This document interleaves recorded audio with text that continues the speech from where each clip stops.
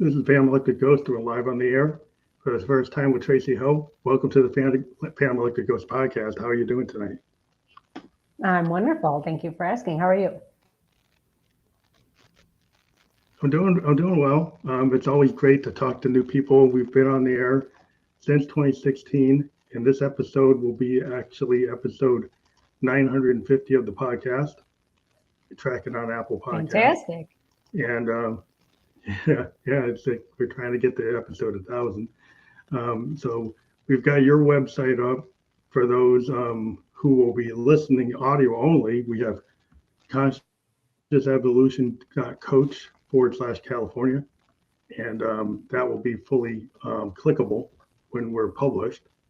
And so for those of you who click on that, what would somebody find if they click on that website?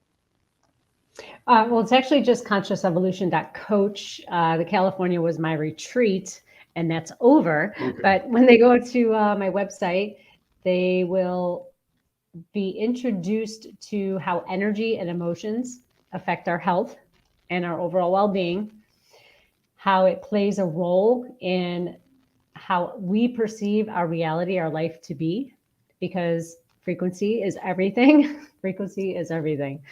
And they're going to be introduced to this idea that you are fully capable of healing.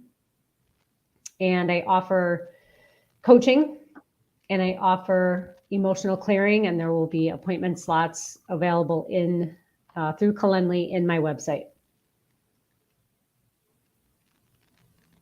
Well, that's cool. I always like to make sure people understand what, that they have that additional added benefit of having the URL of the guest. So we want people to know what that brings them to. So that sounds like a really cool capability that you have there to be able to offer your listeners that. So one of the other things we have to mention is we actually are a featured podcast on the Newsly platform. So if you use the coupon code GHOST, you get 1 month free premium subscription there.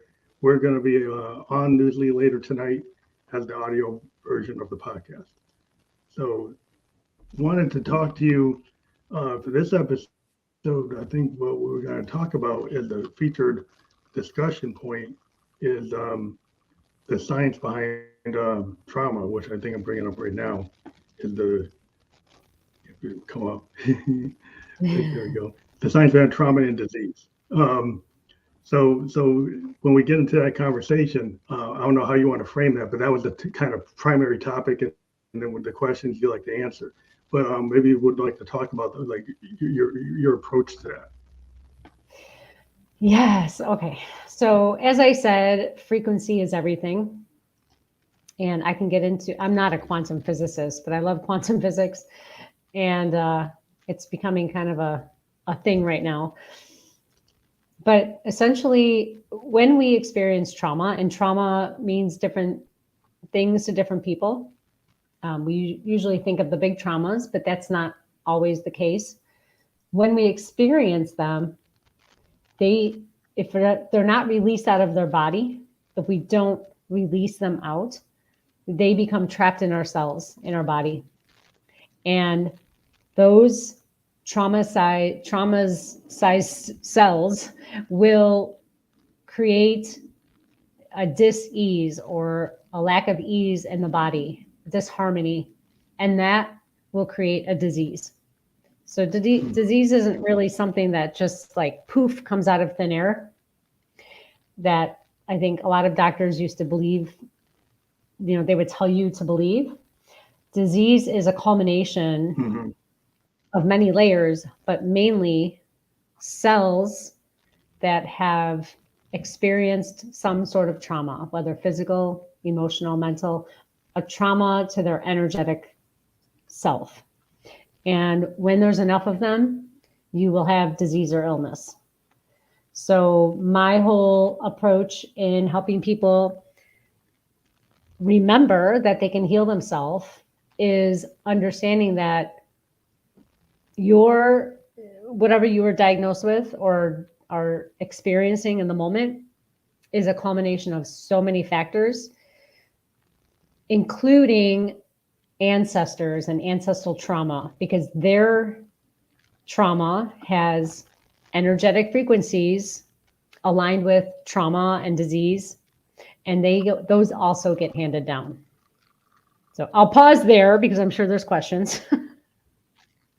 No, I'm a big believer in that because, like, one of the things I'm a musician and I'm a synthesist, and I deal with sound waves, and I deal with how sound waves become musical or not musical. So I can do things that create distortion or create dissonance or create harmony.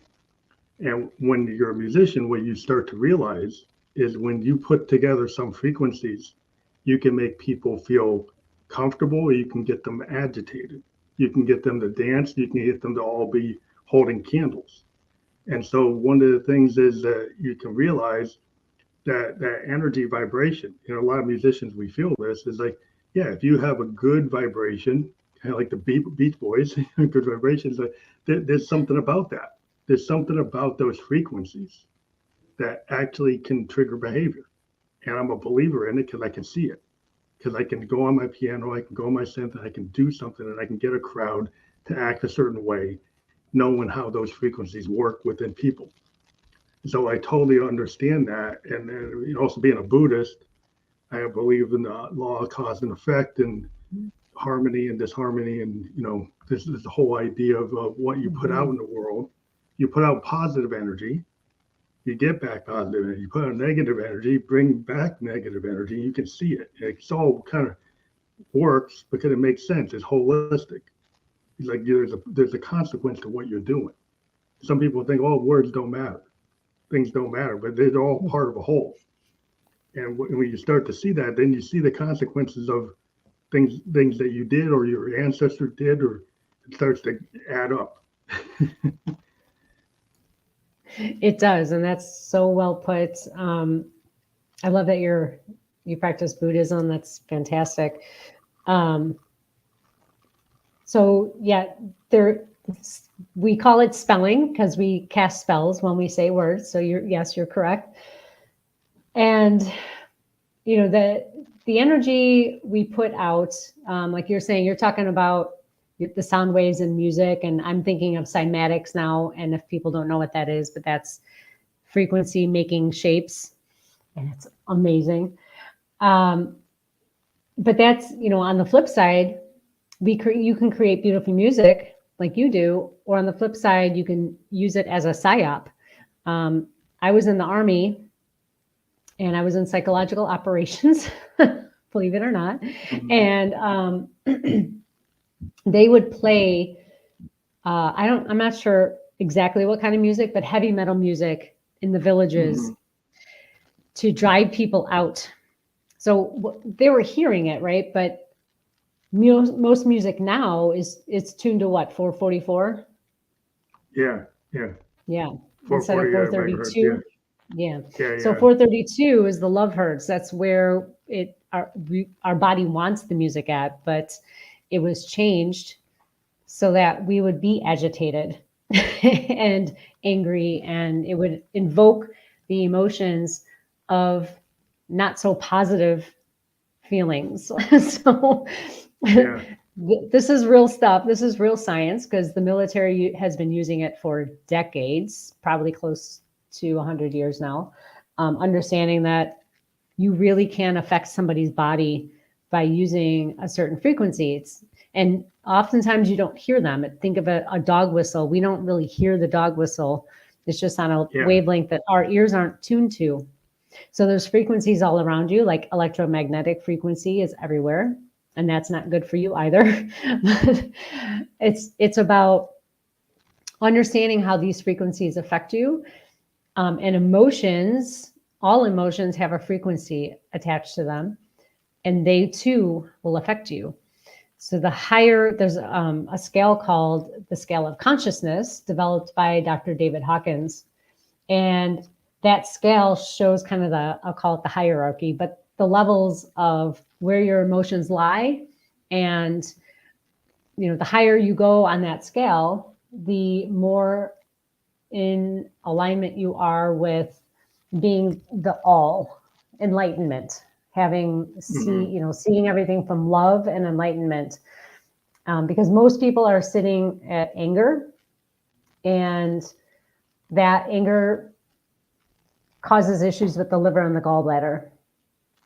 So there is a direct correlation between the energy, the frequency of which you think, feel, believe, and your physical body. And there's no exceptions really to that. I mean, there's exceptions, minute ones within each of those, but there's no exceptions to your body is affected by frequency, because everything is frequency. Well, it makes a lot of sense, because you get a lot of people who they're kind of resentful, or they're kind of stuck in their anger, and they can't get out of it. And then, their consequences health-wise. And, if you don't solve the like core reason behind it, like if somebody doesn't, I don't believe that, if they don't want to change their behavior, then they're going to continue down that path. You're going to have that continued kind of negativity breeds negativity, and you have these bad frequencies because you're not resolving it. And if you like, it's like a lot of times you talk to therapists and life coaches, and they'll always tell you that you have to kind of start with yourself. If you're an angry person, you're radiating that energy, you're not really going to bring a lot of calming influence around you. So it's like you're going to feel that vibe. You're going to feel that guy's got a bad vibration, or this boy, they got a bad vibe, and you feel it. It's like you kind of can't really, I can't really pin it down, but I'm feeling it. So it's real, and then that person's not really going to get out of that, because they keep on generating that same, putting themselves in that same position. So it seems like you have to at least come to terms with it at some point to get beyond it.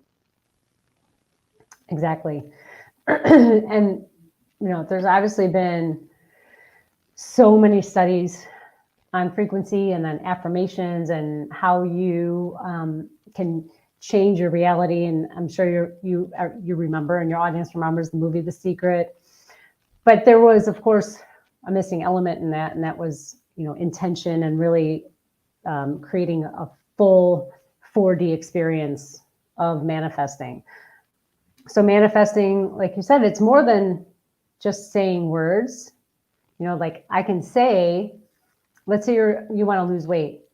You could say, I have lost weight. And you say this affirmation, 100 times a day, but you're deep inside, your subconscious doesn't believe it, then it's not going to manifest for you. There's the inner child, the subconscious, that needs to be healed from traumas. And again, I'm using trauma as a very broad term, because a trauma could have been that, a friend punched you in the arm really hard, and when you were 5, that could have been a trauma to you. Trauma is very relative. But no matter what traumas you had growing up, they affect you physically, they affect your frequency. And the more you have or have had, and the more you don't deal with them, the bigger impact it starts to create. So it's always about, like you said, going back to ourselves, going back to who we really are, and healing that inner child. Sure, you've heard that word a lot, but that it is really important in helping yourself heal. And there are so many methods to go through that we wouldn't even have time to list them all here. But there is a protocol for every person, and there is something to heal every person. But what's the first step? It's saying, I'm going to take the first step. Like, I know I need to change. Something's got to change. Because, I've been talking about this a lot lately, but we have the right and left brain. And I'm very left brain, and I work really hard to shift over into my right brain a lot. We need both hemispheres. Einstein sat in right brain knowledge most of his day. So he would take really quick cat naps going into alpha state. So in the waking state, left brain is beta state brainwave. Diving down into alpha and theta is right brain, and that's more meditative. And he would drop down into this alpha brainwave. He would, right before it, he would ask himself this question he couldn't solve. And then he'd drop down in the alpha, the right mind, the right brain, and the answer would come to him. And that's how he worked every day. He would just go from beta to alpha, and he would almost like hypnotize himself right into this alpha state, which is amazing. I'm working on that. And so if we're always in this beta, go ahead. Go ahead. So a lot of creative people are right brain, absolutely. And when we have too much right brain, we don't get enough logic, reasoning, and action-oriented things done. But when we're too much in left brain, we forget how to create, because that's all about creation, the feminine. We forgot how to create and make new and make things like, oh, intuitively, like this is how it could look. Okay, that was easy. And that's the hard part with inner child work, is that all of my clients, I'm not going to say a lot, all of my clients have been to a talk therapist and they've been 5-10 years and it doesn't work. Well, of course it doesn't work, because you're in the beta state. You cannot tap into subconscious that lives down below when you're in the beta state, because you're logically talking about it. And it's not going to work. So we need to shift into the right brain. You need to shift into the deep subconscious layers, get into that heart center that's been locked away because you've been shoving stuff in front of it so people don't see who you really are, including yourself, and find out what's really going on in there. What does your heart really want? But it's really difficult to do that in the beta state, in the left brain, in the logical mind. That's interesting, because I kind of try to pull from both, because my day job, I'm a software designer. In my dream side gig, I'm an artist. When I do my music, I like to do what I call stream of consciousness. And I know there are some people that like to be on the grid. They like what I just put my multi-tracks on, and I go to my synthesizers or my keyboards or my guitars, and I just put the tape down. And I just do whatever comes to the top of my head. And it's about kind of trusting myself to feel that I'm just going to feel the moment. And I find when I write like that, the things that come from my subconscious, because I let it go. I can't really be thinking logical. Something comes to my mind, like a Coltrane idea, like Love Supreme. I might just chant something like that, or I might just chant one line and it triggers other lines, and I just don't try to overthink it. I let it happen. And I've been around like classical musicians that have to have the sheet, and they have a hard time with this, because they gotta have the sheet music in front of them, and they can't go with not knowing what's coming next. I kind of thrive on not knowing what comes next, because that's how I write. Because I like that kind of, it's almost like a dream state. I kind of like let myself go to the point where I get into like a trance. And a lot of musicians, if you ever seen them play live, it kind of feels like where are they? And people ask them after the fact, they don't even really remember what they were doing. It kind of like the muse is kind of channeling through them, and they let it go. They let it happen.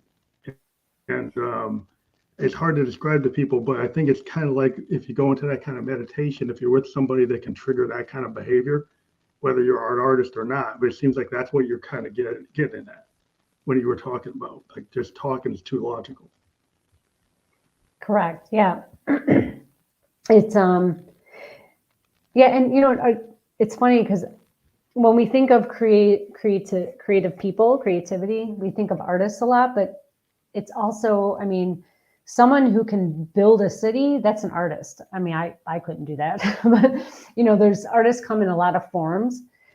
And so it's not just the painters and the dancers and the singers, it's so many other things. I mean, someone who can create something, Henry Ford, I mean, he created the electric car, and that's amazing to me. Yeah, I couldn't do that. He did create the electric car, and then he went on to inventors. All inventors have a very much like, I mean, if you think about it, if you go back into the the kind of like what they call them, like Renaissance people.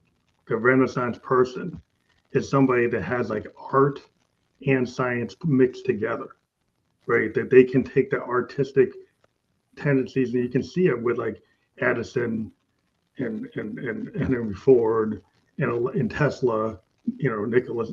They had this kind of sense. Even one of the guys I deal with, like Dr. Robert Moog, who invented the synthesizer. And when he built his synthesizer, he has all these comments saying that he felt that it had a consciousness.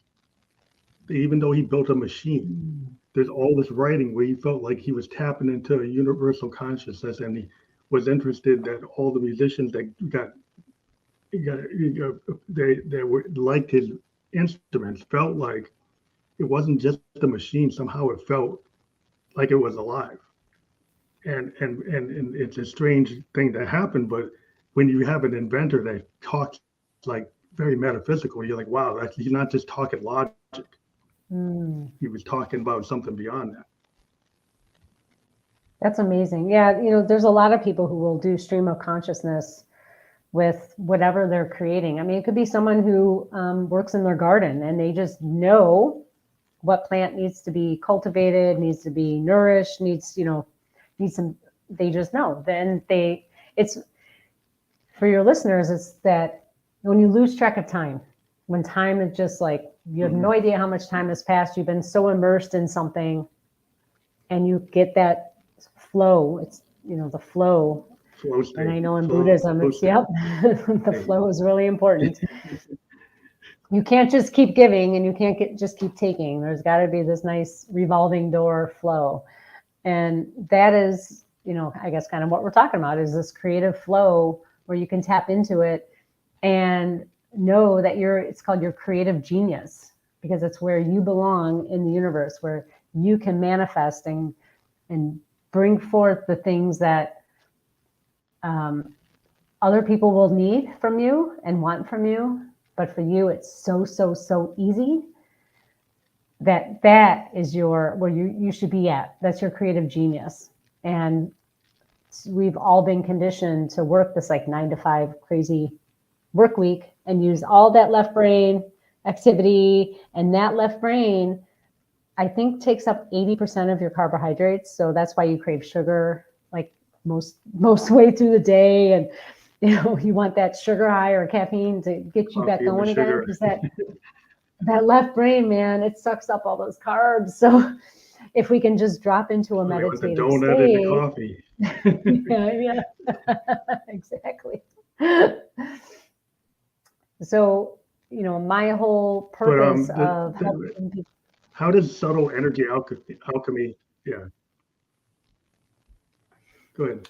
I was kind of jumping in, but. So subtle energy alchemy, what I do is I help people move from where they're at, and I don't do the work. Okay, I want to be very clear. I don't do the work. You do the work. I just guide you, because again, we've been programmed from childhood to believe certain things that we're supposed to do throughout our lives. But I guide you to go from where you are to where you want to be. I literally help you shift your frequency, upgrade your frequency. And in doing that, it's subtle, because if we did it all at once, it's possible to do that. I don't do that because it's very difficult to do it suddenly and not have it affect your marriage, your work, your everyday life. Mm-hmm. So I do it on a subtle level so that you can decide, well, what choices am I going to make now? Because it's going to change your life. It has to, right? If we don't change, that's the definition of insanity, right? Doing the same thing over and over and expecting different results. But if you're looking for change, something has to change. And it's usually one of the big areas of your life: your family, your work, your friends, where you live. Some of my clients have literally moved states because they just weren't happy in the state they were living in.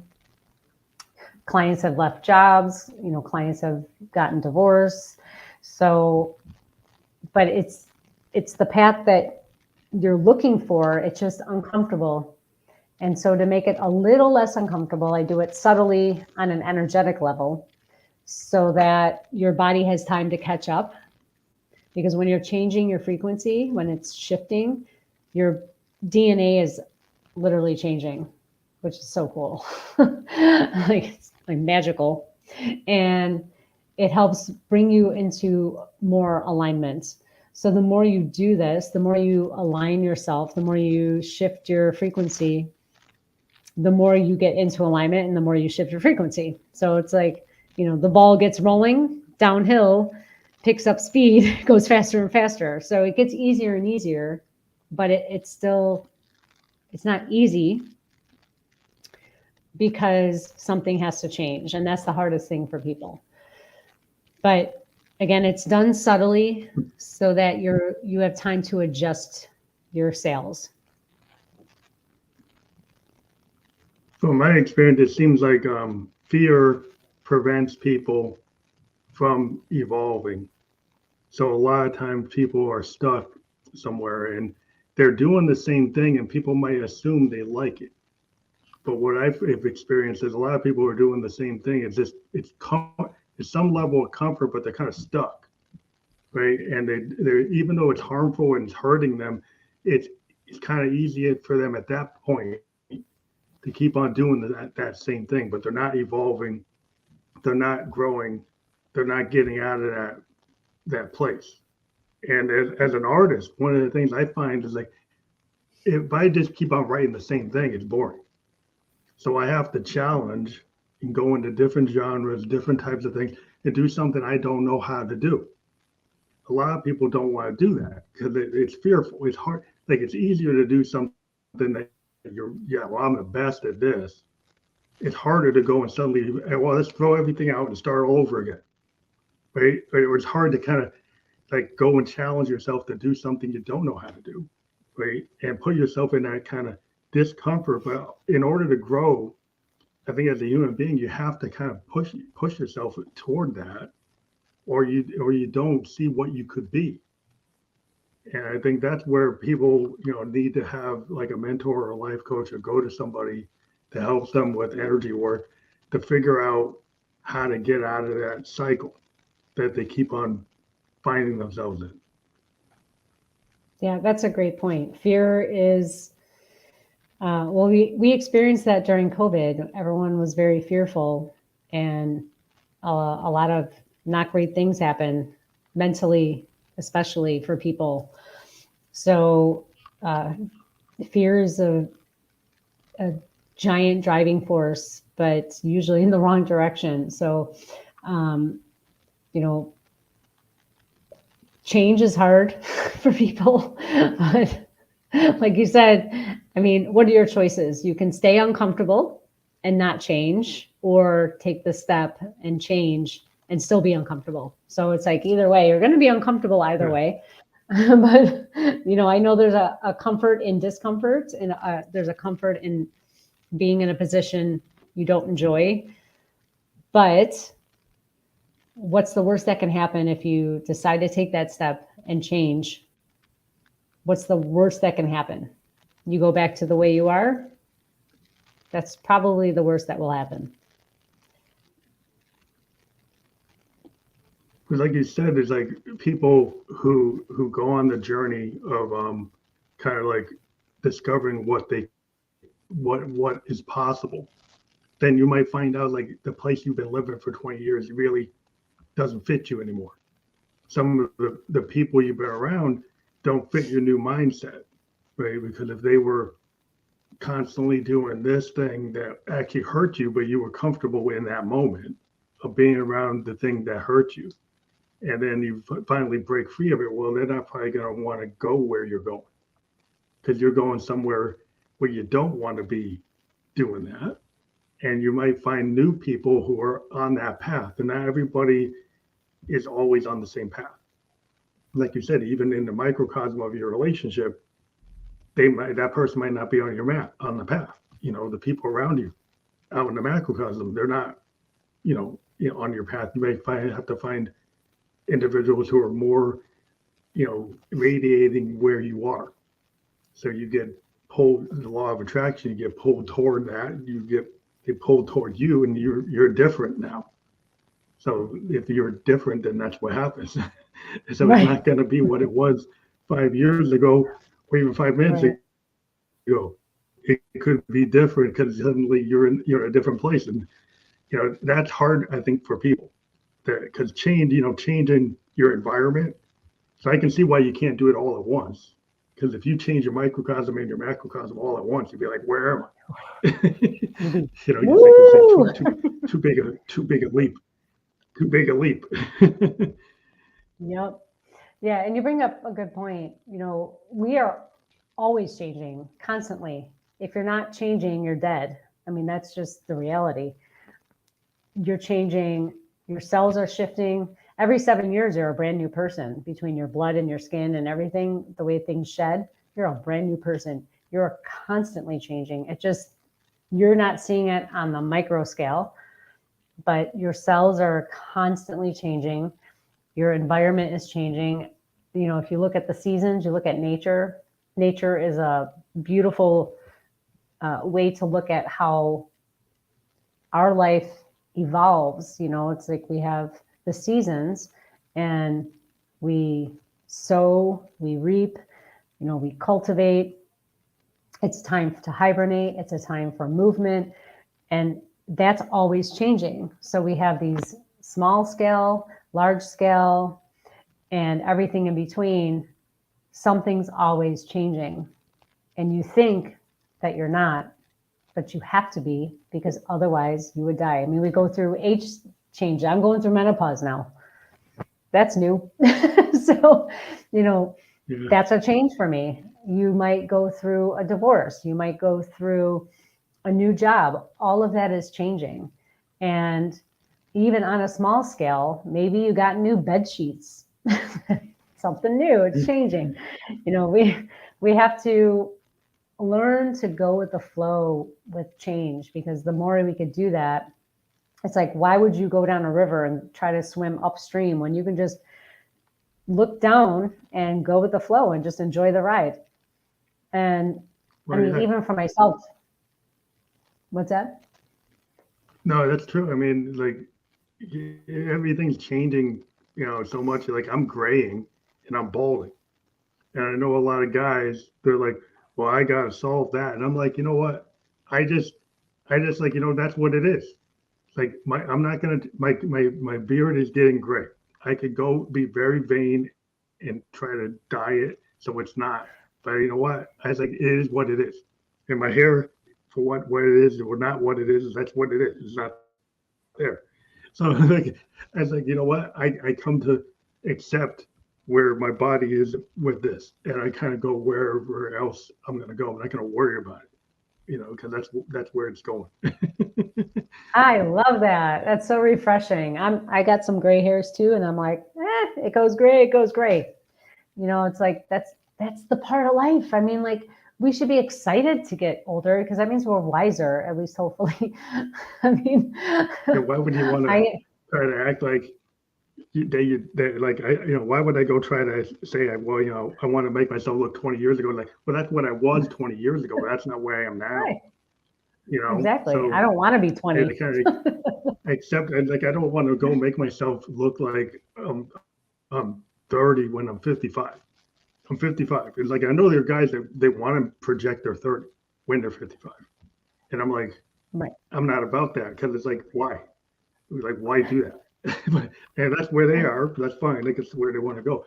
But my head is like, that's like, I'm trying to recapture something. Like, why don't I experience where I am instead of longing for something that was 20 years ago? Right. What's so I was wondering about this idea of, if you're talking about people who blame ancestors or DNA, and like, why do they do that? And what's your opinion about that? Because I think you had talked about how you could change your DNA. So if you're blaming your DNA, then you think it's like it's like you can't change it. Exactly. Well, I'll start with this one stat, which I actually just more recently learned, which was very shocking, that 95% of all cancer is not genetic. It's frequency. So to give some context, when you're born, whatever your mother was going through, of course, you're getting all that frequency, all that energy into your cells. But you're also getting that from her parents and your dad's parents and all the parents behind, because that frequency, when it's not discharged from the body, when it's not let go from the nervous system, it affects the nervous system on a cellular level, on an energetic level. It is carried in the DNA, and that DNA is then transferred to the next child with that same frequency. So, for example, heart disease. Heart disease is not physical. It is an energetic imbalance of lack of love, typically. So somebody didn't get enough love in their life, typically from mom, the love that they needed. And the energetic frequency of lack of love, which affects the heart, then affects the heart. And when you have all the right conditions, so let's say now you don't love yourself because you never learned what love was. And this is all subconscious. This is not something you want to wake up and like, I don't love myself, so I'm going to abuse myself. But when you don't love yourself, you tend to not eat the right foods. You don't exercise. You typically drink alcohol. And then what does that do to the heart? Puts more stress on the heart. So now we have this perfect storm. You don't love yourself. The heart muscles are already weak because of the frequency that was handed down. And then you physically choose to create excess stress on the heart. And now you have heart disease, but you blame it on your parents and their parents. But you can get 62 generations worth of backed up ancestral trauma. So when it keeps getting handed down, you keep passing it down. But what I do is I have a technique called emotional release technique that can be done remotely to help release these traumas out. And then that way it stops it going forward and backwards. So there's no more passing down of these frequencies. So, worry and stress affect the stomach. And I see this a lot in people with anxiety. They say, oh, I have anxiety. You experience anxiety, but the actual issue is that you just weren't told or learned, you weren't taught how to handle anxiety. And then you also got it handed down to you. Anger affects the liver and gallbladder, and fear affects the kidneys and bladder, and grief affects the lungs and small intestine. So all of the organs themselves will be affected by specific emotions, but the heart can be affected by all of them. And when the heart is led by ego or isn't allowed to express itself because of trauma, that's when we come into this false self, this ego self, this putting on a show for other people, like projecting ourselves as who we think we're supposed to be, but it's not really who we are. And I was that person until I figured this all out. But when we're not being our true self, we're actually hurting our heart. It's actually affecting our heart on an emotional and frequency level. It feels like a very holistic point of view or way of life where you start to realize that things start adding up. Because like you're saying, like you're part of you have all these systems in your body. You have the heart and the kidney and the liver. And if you've been kind of in the wrong frequency, you're at this frequency that's not going to be very advantageous to good heart health or good kidney health or good liver health, because you've got these bad frequencies that maybe you inherited because of the way you're brought up or the belief system that, oh, you're never going to be good enough or you're not, going to amount to anything. And then that's in your head. And then that's triggering your behavior, and then you smoke and you drink or you do these. It all starts to cascade. So what you think and what you eat and what you drink and what you use is all interconnected. And it's like, it's not just one thing. It's like confluence of like all the things. So it seems like that a lot of people think it's like, well, I can just change this one thing and that will just like fix everything. Well, maybe if that's your mindset, that will cascade.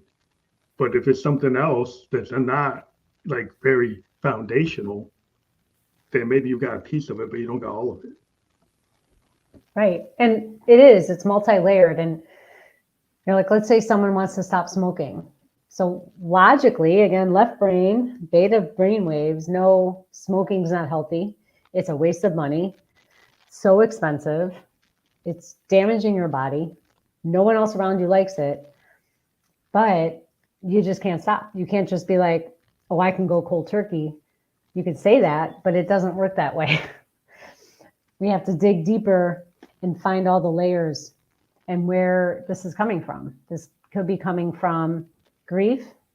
Something happened to you that maybe you were 6 and your favorite pet died, and your mom or dad was like, don't cry over that. It's just a pet. And then you didn't get a chance to grieve. Now grief is held in the lungs. Now your lungs are looking for something. They're looking to be nourished by more grief. So because you saw your dad smoke, like, oh, I'm going to subconsciously like, oh, I'm going to go smoke because that will solve my subconscious grief I have for my pet.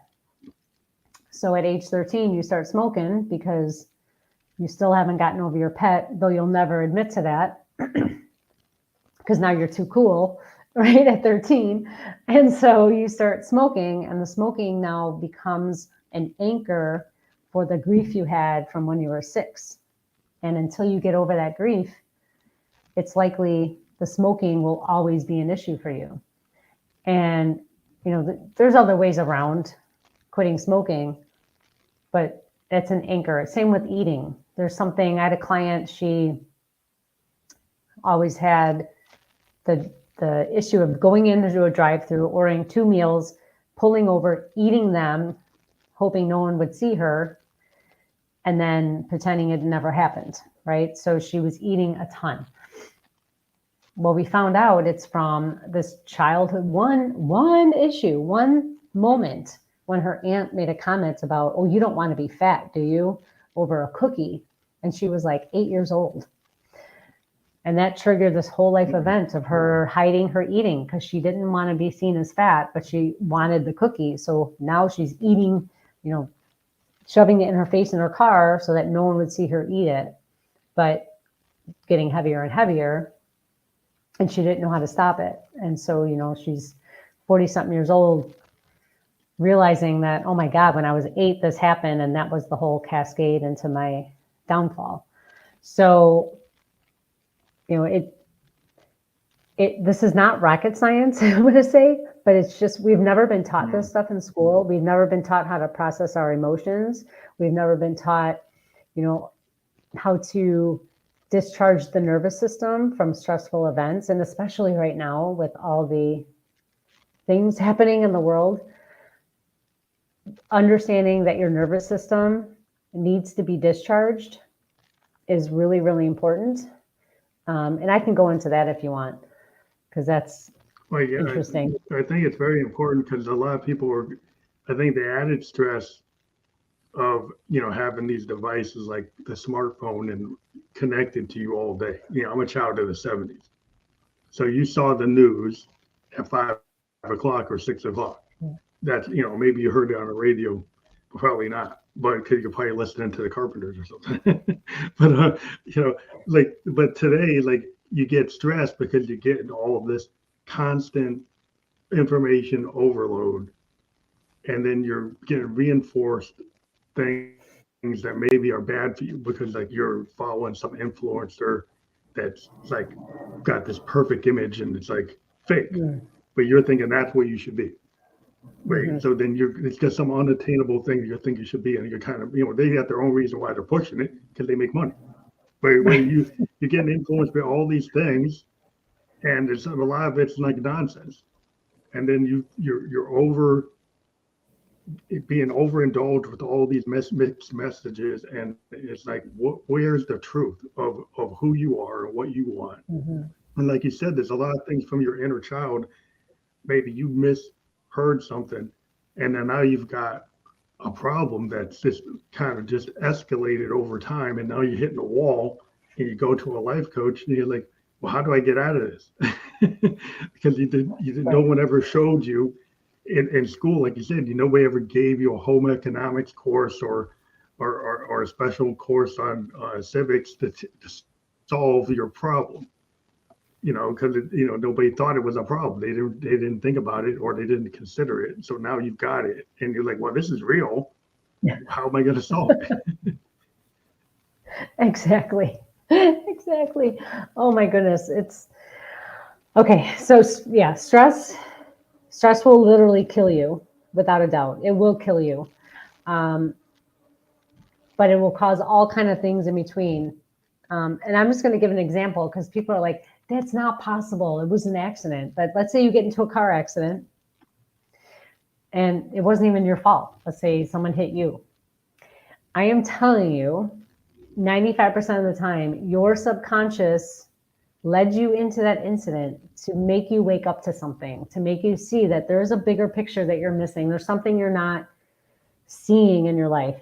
It's time for you to kind of stop and assess your life right now, slow down, and figure out what it is you need. Because your subconscious is always talking to you. So is your body. They're always talking to you. So if you have, say you wake up out of bed and you're like, oh, I got pain in my rib cage. I must have slept funny. Maybe, but it can also be your body trying to tell you something. It could be metaphorical. It could be physical, right? So the body's amazing. And as far as stress goes, when you have an accumulation of stress, it will find its weakest link. It will go to its weakest link. And for a lot of people, it's the low back. And it's the low back is affected because trauma likes to sit in our hip flexors. And that's the space that bends your knee up to your chest. So the hip point where you bend in, that's your hip flexors, and trauma loves to sit there. It's called your iliopsoas. Trauma lies in there and it binds up the muscles in there. So on both sides of the hips and the front, it binds it up really tight. And that pulls on the front of the legs down, or from the torso down the legs, which means now you're kind of like, you're walking a little more forward. Your shoulders are a little forward. It's probably not super obvious, but it's enough to put pressure on your low back. And that's where you feel it, is your low back. Your low back's like, whoa, starting to get achy. And I know someone listening right now is like, I got low back pain. Okay, so now the trauma that has affected your iliopsoas muscles, if you don't know what that trauma is, because let me tell you, that trauma could be from when you were born. Maybe you were born like in a stressful environment. Maybe you weren't coming out right. Maybe you had to have emergency C-section. That's a trauma. It'll get stored in your hip flexors. Maybe you got in a car accident when you were 5 and it was very minor, but it was traumatizing to you, stored in your hip flexors. They keep getting stored in there, and it will get stored in your whole body, but your hip flexors are kind of the main point. And if you don't learn how to discharge it, it will again cause illness, disease, and death in that order. Sometimes it skips illness, goes right to disease. Sometimes it doesn't really skip those. You're just not aware, and it goes right to death. Okay, so I'm going to give an example of how this came about, understanding this concept. If you ever see on National Geographic, like 2 animals chasing each other, like a zebra and a lion, and the lion's chasing the zebra and the zebra's running as fast as it can, and it finally escapes the lion, and then they show the zebra shaking. It completely shakes it all off. That is called the trauma discharge response, or the trauma response. It is naturally giving itself the opportunity to shake off all that excess energy it just had, because all that adrenaline just rushed into all of its cells or to its legs to keep it safe. And then it gets it discharged.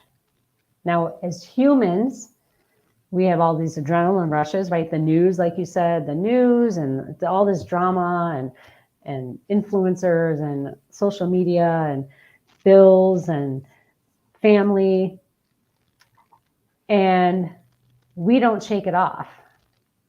We store it. And again, it goes right to those hip flexors, right to the iliopsoas. So I'm trained in a technique called TRE, which is trauma release exercise, which was first tried out on military members coming back from war with PTSD, because of course they have major trauma. So it helps you learn how to naturally discharge. Now it's a natural response in us. We should be able to do it no matter what, but we were, and I know you and I grew up in the era where, like, if something happened, your dad was like, rub some dirt on it. Just, suck it up. So we were taught to withhold. Yeah. Suck it up. Don't shake it up. We were taught to just kind of hold on to it and never discharged it. We just didn't. So now we hold on to all of these things, again, small to big. We are holding on to all of it, and our cells can only handle so much. That's not what your cells have other jobs to do, like, get rid of toxins out of the body and do all that stuff. So if you're holding on to so much stress, your cells can't take their normal job of keeping you healthy. It's got to keep you safe. That's all your cells are doing at this point, is keeping you safe over and over and over again. So your nervous system is out of whack. You're always on edge. And your body is shutting down or becoming unhealthy because it can't go through its normal processes that it would. The lymphatic system can't move. The glands aren't functioning well because they're worried about dying again. Every moment is, am I going to die? Am I going to be safe? Yeah, it was like that fight or flight, kind of like the wolf or the saber-toothed tiger's at the door, and then then you knew what to do. But now, like, you're getting triggered with that same kind of feeling. Your body's reacting to that from like day-to-day things. That maybe your body's seeing that as the saber-toothed tiger and the wolf, but you're not learning how to actually, like our ancestors must have knew how to shake it off like the zebra. They must have just naturally done it without thinking about it. But then maybe that looks weird today to the modern humans, so they didn't know, oh, I gotta stop that because that looks weird. So socially, it does say not acceptable. So it's like, what are you supposed to do? Well, it's interesting. So I'm a firefighter for Chicago, and we see car accidents all the time. And almost every time there's somebody who gets out of their car and they're shaking, right? They're shaking. And that is the discharge. I'm like, okay, good. They're discharging. That's awesome. You're like, yay. And they don't even know how to, they're like this, and they're trying to hand their license over. And it's like, they can't control themselves. Yeah.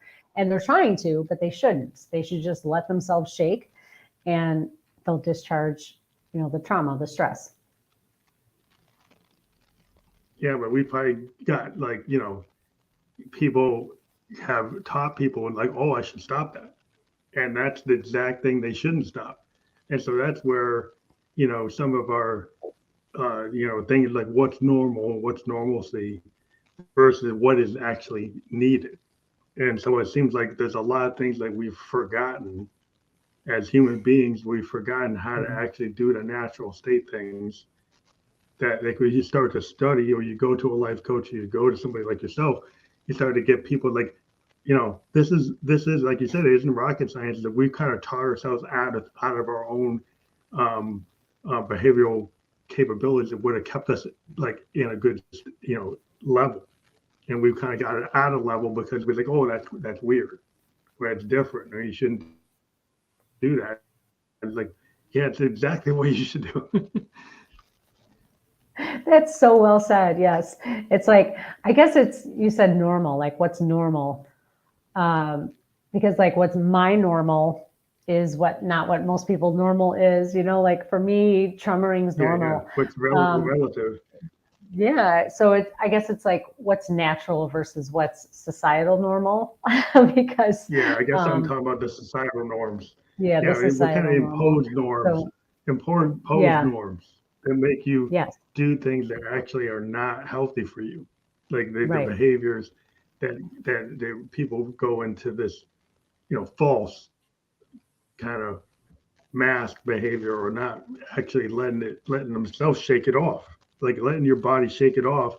That's really the best example I've ever heard of, like, yeah, that is, some people would say, oh, you got to get a hold of yourself and try to stop them, right? And it's like, that is not exactly what you should do, but that's where the societal norm is, like, oh, I should try to stop that, but not understanding that that's a release mechanism. So I think there's a failure to understand like what is actually needed versus what is expected. Right. Exactly. Because, yeah, naturally, our bodies have all the answers, but society tells us otherwise. I hear the Yeah, I buzzer. mean, yeah, it's always, yeah. Well, that was just my I'm a diabetic, so it's telling me I got to eat sometime, but that's all right. Oh, I'll be eating pretty soon. But that's one of those things that happens when you get older, you get like sensors put on your body. but that's why you deal with it. But I think it's really impressive the mindset that you have of having that holistic thinking of looking at the frequencies, looking at things, and some people would say, well, it's very metaphysical, and that's, but there's a spirituality. I'm part Native American, right? So the idea of the spirit right. animals, and then I lived in Japan for 2 years and Eastern philosophy. And so I have more. I'm being an artist. I'm more willing to engage in things that some people would say, well, what's that? But like I think it's like the logical brain has taken over so many things that people are less willing to look at things that are spiritual or things that are metaphysical that are very important in how we lived on this planet for many years in those mindsets. And then people have kind of poo-pooed it, like, oh, that's no good. Mhm. But yeah, I think what you find when people try to heal themselves, they start getting back into the metaphysical, they get into the spiritual, they get into things that maybe aren't as logical. And I think it's really cool to be able to talk to you about Mhm. these things that some people find a hard time, engaging in. Yeah, I think, not everyone's ready for that kind of talk because it's, again, it's not, like you said, it's not logical. There's no research to back it up. But, I always tell people, if you look back even 100 years, doctors were telling moms to smoke cigarettes so they wouldn't gain weight, and they had cocaine and Coca-Cola. I mean, science sometimes takes a long time to actually prove what's happening. So sometimes you have to go with your gut and go back to nature and look at the Eastern philosophy of things, because they really get stuff. They really understand how the world works, and how nature provides everything. And in this Western world, it's frowned upon to take a plant to heal yourself. It's like, oh my gosh, or a doctor would go to jail if he told his client or his patient to, you know, go get some sunshine and then call me in 2 weeks. It's like, what do you mean go get Yeah. sunshine? That's not an answer. Yeah, it is. Sun is really important. So Well, even like, poet, there was a famous, poet, I think Longfellow or Thoreau, talking about, nature is the cathedral. And, I'm a mountain biker and a hiker. I live in New Hampshire, and I do find that when I go out into the Great Pines, that I get reinvigorated. I'm part Blackfoot and Cherokee, and I kind of feel it. The spirit animals of the woods. I get to a point where I can go in the woods oh, and animals will come up to me because I kind of let go my kind of human attitude where I can kind of commune. And it's being able to kind of live out there because we're all part of the planet. but we've kind of made ourselves act like we're not part of the planet. Right. When you find with indigenous people, they considered themselves to be part of the whole and not above the whole. And I think that's where the Western ideas kind of went wrong, in my opinion, is not to understand that and to kind of be more at ease, with the world as it is instead of trying to tame it. But, It's interesting you that's just brought that the up because I went forest bathing today and I was actually gave some tears to the forest floor and thanked it, but then also weeping because people don't realize we are all one. Like I'm standing on this forest floor and one day I'm going to be the compost on this forest floor, like I'm going to go back into it. And Full it's a circle, revolving cycle. And, and people don't respect that we are part of this nature matrix and it should be held to the highest standard, and it's not. And it really saddens me that, well, we're not more evolved. Well, I feel like we're stagnant. we hope that we can get more people to realize that before, Gaia will find a way to get us into that mindset one way or the other. The earth will find a way to reimagine itself, and whether humans fit in that design is, it's kind of up to us, because the guy is going to do what she's going to do, and Exactly. to heal herself, she will do things that people might not like. Right. But Exactly. that's just what's going to happen. So you can't really stop that. You think you can, but you can't. But that's my mindset. But we can try to live with it, or try to live with her, instead of trying to tame her. But that's a mindset. But thank you for being on the show. We got really into the metaphysical today, but I think it's really important to do that. Again, check out your consciousevolution.coach website. That will be fully clickable when we're published. And I do appreciate you being a guest on the Family Electric Ghost podcast. It was a really great talk, and thank you for being on the show. Thank you so much.